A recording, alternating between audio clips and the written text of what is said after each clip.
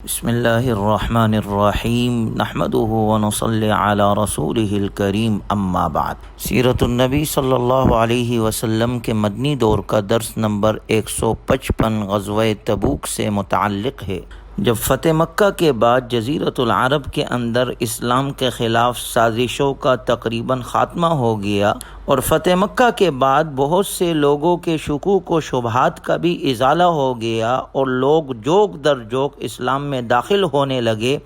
لیکن ضد میں پڑے بعض لوگوں نے بیرونی طاقتوں کی مدد سے اسلام کے خلاف سازشیں شروع کر دی اور اسی سلسلے میں غزوہ تبوک کا واقعہ پیش آیا۔ دشمنان اسلام کے دل میں رعب و ہیبت قائم کرنے اور ان لوگوں کی آنکھیں کھول دینے میں جو یہ سمجھنے لگے تھے کہ اسلام کا شعلہ بھڑک کر عن قریب بجھ جائے گا یا وہ بادل کے ایک ٹکڑے کی طرح ہے جو دیکھتے ہی دیکھتے چھٹ جائے گا، چنانچہ ایسے لوگوں کے دل پر غزوہ تبوک کا وہی اثر پڑا جو فتح مکہ کا پڑا تھا۔ یہ غزوہ دراصل اس زمانے کی سب سے بڑی طاقت اور سب سے بڑی سلطنت سے ٹکراؤ کے مترادف تھا، جو عربوں کی نگاہ میں بڑی پرہیبت اور عظیم سلطنت تھی۔ چنانچہ جب ابو سفیان نے دیکھا کہ رومی شہنشاہ ہرقل نے رسول اللہ صلی اللہ علیہ وسلم کے مکتوب گرامی کو کیا اہمیت دی اور اس سے وہ کتنا متاثر ہوا، تو ان کی زبان سے یہ فقرہ نکلا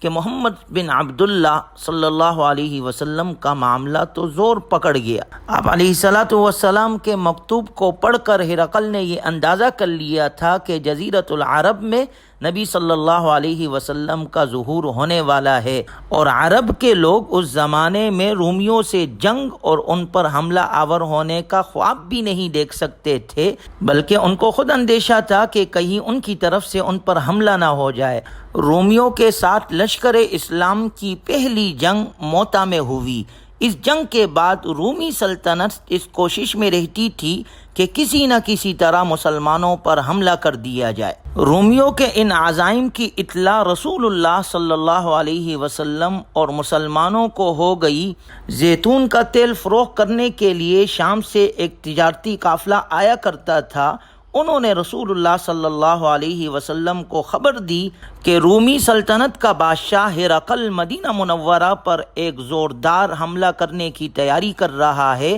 جس کے لیے اس نے ایک بڑا لشکر شام اور عرب کی سرحد پر جمع کر لیا ہے اور اپنی فوج کو 1 سال کی تنخواہیں پیشگی دے کر خوش اور مطمئن کر دیا ہے۔ طبرانی میں حضرت عمران رضی اللہ عنہ سے روایت ہے کہ بعض عرب عیسائیوں نے روم کے بادشاہ ہرقل کو ایک خط کے ذریعے سے اطلاع بھیجی کہ رسول اللہ صلی اللہ علیہ وسلم کا انتقال ہو چکا ہے اور عرب قحط کی شدت کی وجہ سے بھوک سے مر رہے ہیں۔ عرب پر حملہ کرنے کے لیے یہ مناسب موقع ہے، لہٰذا اس موقع سے فائدہ اٹھاؤ اور عرب پر حملہ کر کے پورے جزیرۃ العرب پر قبضہ کر لو۔ روم کے بادشاہ نے اپنی فوج کو تیاری کا حکم دیا اور 40,000 کا لشکر لے کر مسلمانوں پر حملے کرنے کے لیے نکلا، اور اس لشکر کا پہلا دستہ مقدمۃ الجیش بلقاء کے مقام تک پہنچ گیا۔ یہ 2 سبب تھے جس کے نتیجے میں رسول اللہ صلی اللہ علیہ وسلم مسلمانوں کے لشکر کو لے کر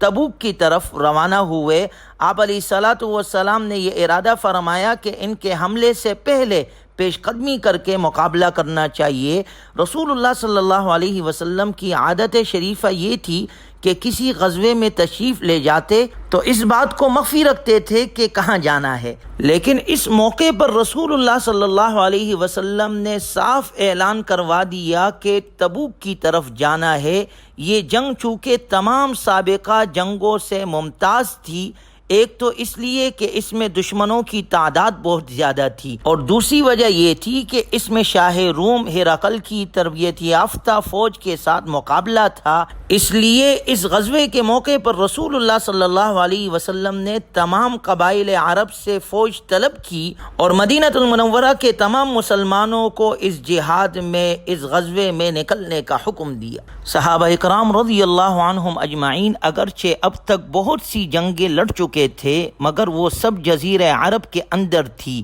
یہ پہلا موقع تھا کہ دنیا کی مانی ہوئی ایک بڑی طاقت سے مقابلہ پیش آ رہا تھا، لیکن آپ علیہ الصلاۃ والسلام نے فیصلہ فرمایا کہ ہرقل کے حملے کا انتظار کیے بغیر خود پیش قدمی کی جائے اور خود وہاں پہنچ کر مقابلہ کیا جائے۔ چنانچہ آپ علیہ الصلاۃ والسلام نے مدینہ منورہ کے تمام مسلمانوں کو اس جنگ میں شریک ہونے کے لیے تیاری کا حکم دیا۔ مسلمانوں کے لیے یہ بہت بڑی آزمائش تھی۔ اولاً تو 10 سال کے متواتر جنگوں کے بعد یہ پہلا موقع تھا کہ فتح مکہ کے بعد سکون کے کچھ حالات میسر آئے تھے۔ دوسرا یہ کہ جس وقت اس جنگ کے لیے روانہ ہونا تھا وہ ایسا وقت تھا کہ مدینہ منورہ کے نخلستانوں میں کھجوریں پک رہی تھی۔ انہی کھجوروں پر اہل مدینہ کی سال بھر کی معیشت کا دار و مدار تھا۔ ایسے حالات میں باغات کو چھوڑ کر جانا نہایت مشکل تھا۔ تیسرا یہ کہ عرب میں گرمی کا سخت ترین موسم تھا، جس میں آسمان سے آگ برستی اور زمین سے شعلے نکلتے محسوس ہوتے ہیں۔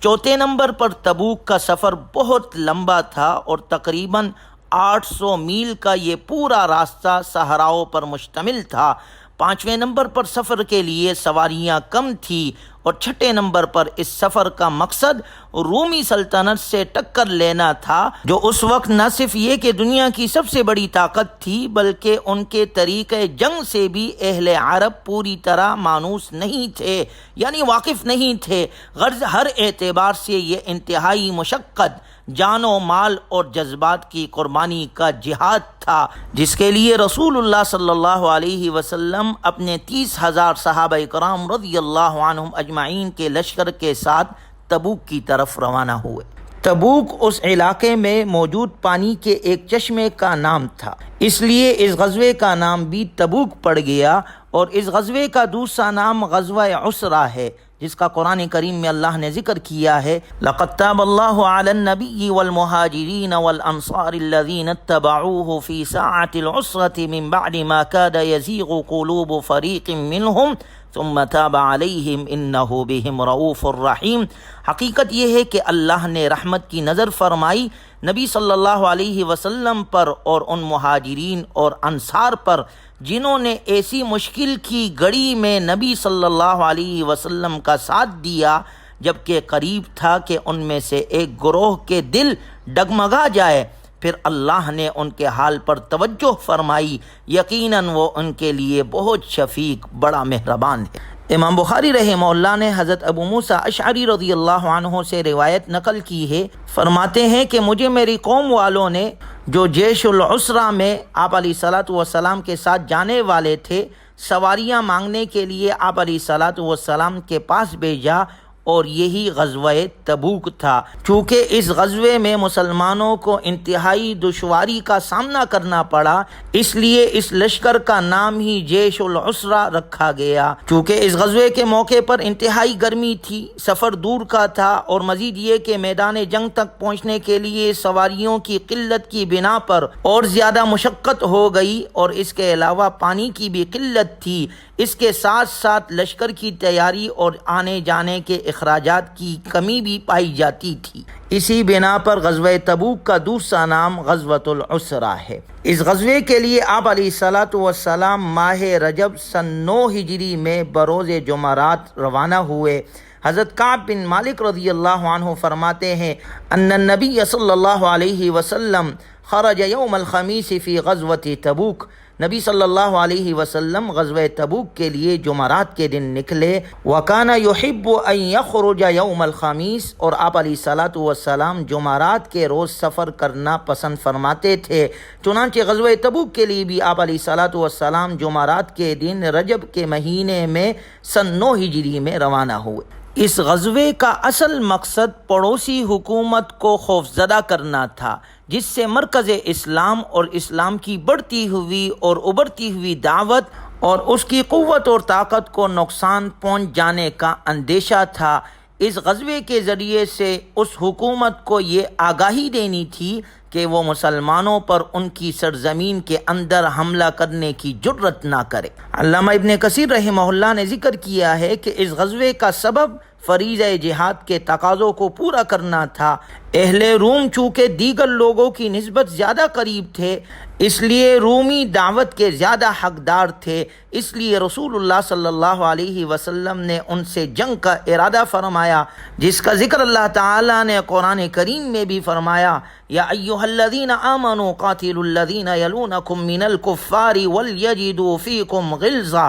اے ایمان والو تم ان کافروں سے لڑو جو تمہارے قرب و جوار میں ہے، اور چاہیے کہ وہ تمہارے اندر سختی پائے۔ وَاعْلَمُوا أَنَّ اللَّهَ مَعَ الْمُتَّقِينَ، اور جان لو کہ یقیناً اللہ متقیوں کے ساتھ ہے۔ چنانچہ اس غزوے کا اصل مقصد کہ دشمن اسلام کو خوفزدہ کرنا تھا، وہ اس غزوے سے پورا ہو گیا۔ رومیوں نے اس کا جواب کسی جوابی حملہ اور پیش قدمی، فوجی نقل و حرکت اور سرگرمی سے نہیں دیا، بلکہ انہوں نے اس کھلے ہوئے چیلنج کے مقابلے میں ایک طرح کی پسپائی اور خاموشی اختیار کر لی، اور مسلمانوں کی طاقت کا جتنا اندازہ انہیں اس وقت ہوا، اس سے پہلے کبھی نہ ہوا تھا۔ اسی طرح دوسرا فائدہ جو اس جرأت مندانہ غزوے سے حاصل ہوا تھا وہ یہ تھا کہ جزیرۃ العرب کے ان قبائل، نیز ان فاتح اور با اقتدار قبائل جو رومی شہنشاہ سے متعلق اور اس کے ماتحت تھے،